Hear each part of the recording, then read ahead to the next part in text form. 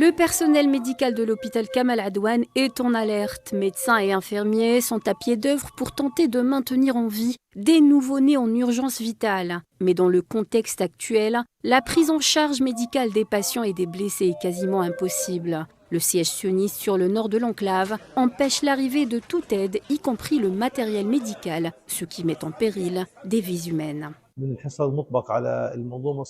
Un siège total est imposé aux établissements médicaux et au nord de la bande de Gaza. Nous lançons un appel depuis des jours au monde. Les réserves médicales de Kamal Adwan sont à zéro.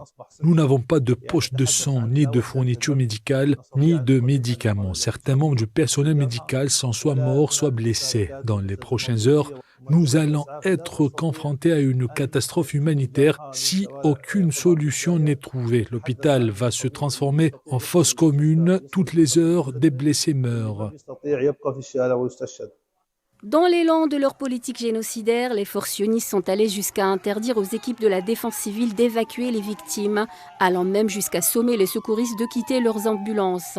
N'hésitant pas à les cibler directement, d'ailleurs plusieurs d'entre eux ont été blessés et d'autres ont même été arrêtés. Face à cette menace directe qui pèse au-dessus de la tête des secouristes, telle une épée de Damoclès, la défense civile de la bande de Gaza a annoncé suspendre ses opérations dans le gouvernorat du Nord. Nous étions dans le nord de Gaza, Beit Lahia. L'armée nous a dit de laisser les véhicules, d'aller dans la rue principale et de railler l'hôpital indonésien. Nous avons essayé d'aller ailleurs, mais ils ont tiré une roquette sur nous et certains de mes collègues ont été blessés. 5 d'autres ont été arrêtés. Les services de la défense civile et les services médicaux sont à l'arrêt. Les hôpitaux sont complètement hors service. Les services humanitaires dans le nord de Gaza sont à l'arrêt complet suite aux menaces claires et explicites des forces d'occupation sionistes.